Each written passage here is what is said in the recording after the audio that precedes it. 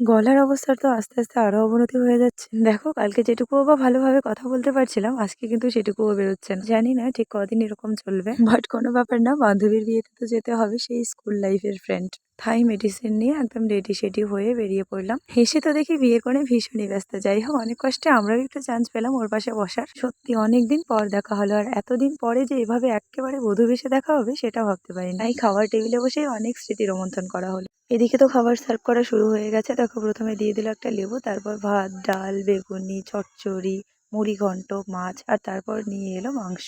দেখো মাটনের পিসগুলোও খুব সুন্দর ছিল, আর ওভারঅল সব রান্নাই এতটা পারফেক্ট হয়েছিল মানে কি বলবো। আর সবশেষে তো চাটনি, মিষ্টি, দই এগুলো ছিলই।